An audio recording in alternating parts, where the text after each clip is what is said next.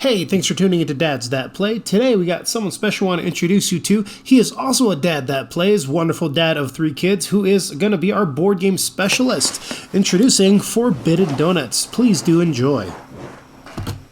Welcome everyone to my game table. I am Forbidden Doughnuts and I am happy to join the Dads That Play. I will be talking primarily about board games and card games. So I grew up playing them and I love them, and I'm a giant nerd. So hopefully you are too, and we can geek out a little bit and talk about how many meeples we have. I probably, depending on who you are, yeah, I have a lot. I've got a lot. Tell you a little bit about myself. I basically grew up playing these. These are like the kind of a wide variety, but like I grew up playing like standards like Monopoly and obviously lots of card games, and this was a big staple in my family, a card game called Rook. And it's hard for me to find people that play it, and half the people that I find play it a different way than I play it, but I love it. So I grew up basically on card games, on Monopoly, on Taboo, a whole bunch of like party games. My family just loved playing games together, dice games, card games, board games, video games. We did whatever we could do together as like a family and a big group. And then my brother and me, we got a lot more into the more strategy games where we'd actually try and destroy each other, as brothers do, you know. You've got an older brother, you naturally try to live up to him, and you do that by trying to beat him in every game you ever play for the rest of your life. Just the way being a younger brother works. So, played a lot of 2-player Risk. Not the best 2-player game, but we didn't really have a whole lot of options. Other siblings and parents weren't really as much into Risk as we were. And then eventually we found other games. Axis and Allies was a great 2-player game, and Samurai Swords was a quick addition to that. As you can see, these boxes have taken a lot of beating, been through a lot of moves, because this was junior high for me when I got these games, and they've been through a lot. And I've kind of held together with duct tape. They're kind of held together with duct tape and hot glue a lot of times, especially for the meeples for the Samurai Swords. They're really, really small, they've got thin legs, and they break easily, so they've been kind of abused over the years.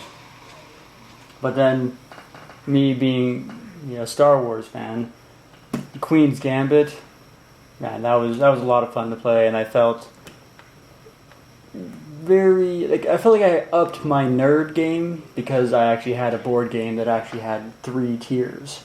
So, one thing led to the next, and I fell into the game that everybody falls into that gets them into board game, Settlers of Catan.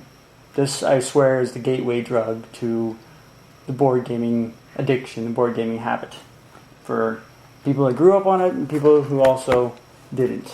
Settlers is kind of where it takes off from that point. And Settlers kind of led to all of these. That's when I started expanding my collection and trying different types of games rather than just like direct combat, me versus my opponent or versus multiple opponents we're trying to actually kill each other. I got more into a variety of different ones, whereas like Pandemic is a good example of like a cooperative game where we're all working together against the scenario that is presented to us. So I found that I enjoyed those just as much as I did killing each other. So the more I branched out, the more that I learned there are lots of different types of games, lots of different there are lots of different game mechanics that really change up and give your board gaming experience quite a different feel. So we've got like your standard me versus you, I'm trying to kill you, you're trying to accomplish something, and we're actually in direct conflict. With the exception of Settlers, that's more where I'm just trying to build my own empire, and if I just build it faster than you, I win. That's a very similar game type as Splendor here, where I'm just trying to gather and collect more resources and build my empire and trying to reach a certain height before anybody else, in which case I win the game. Whereas Takenoko and Seven Wonders, there's a set number of rounds, and you work on accomplishing as many tasks or getting as many victory points as you can, and at the end of the game, you tally up who has the most victory points through multiple different avenues of approach for how you can get victory points. Whoever has the most victory points wins. So these games I found that I really enjoyed because it wasn't the direct conflict that I had enjoyed growing up with these ones, but it was more just trying to succeed faster than everybody else. I was trying to find different tactics and different niches and things that were just working for me so I can just accrue more victory points than everybody else. Whereas Dead of Winter kind of brought me back to the direct conflict, but this time it's because there's a betrayer, whereas it actually is a cooperative game. Everybody works together. We're all trying to survive, in this case, a zombie apocalypse in the middle of winter. And we're trying to go out and collect resources. But this game, it adds in Dead of Winter, it adds a new element where there's actually a betrayer among our midst. So all of us are trying to work together to accomplish one goal and to survive, whereas one person is trying to bring down the whole colony, make everybody starve, or people die, or get eaten by zombies. So they have a lot of different ways to try and throw a wrench in the gears of everybody else's plans. So it was a lot of fun to play this different style, but there still is kind of direct conflict where one person is going opposing all the others. But it was fun to not know who that is and have a mysterious opponent. And then just the classic worker placement games like Kingsburg is a really good example of that. And basically you're competing over being able to perform actions, and those actions help you build your empire. So still as an empire building game, but the game mechanic for how you build your empire is by claiming the ability to take an action or being able to influence a certain person, which gives you resources or gives you actions. So a worker placement, for example, like Kingsburg, is a very different style of game because of the game mechanics. But man, is it a lot of fun. And my dice just fell over, didn't they? This is just one step. Another board game mechanic that I learned I enjoyed a lot is a worker placement game.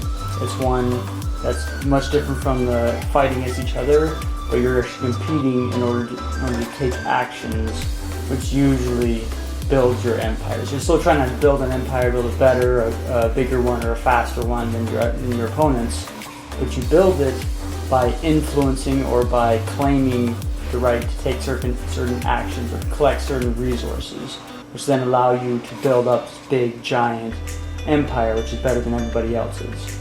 So Kingsburg is an example of that, where you're trying to influence people that give you resources, which you then use to build structures in your empire.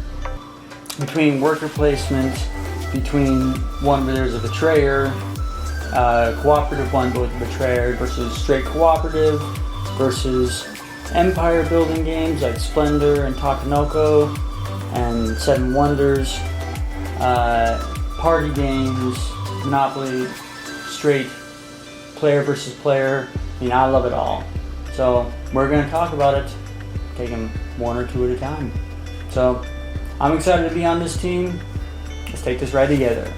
Oh yeah. Hey, thanks for watching our video. If you like our video, please don't forget to click the like button and totally subscribe if you like our videos.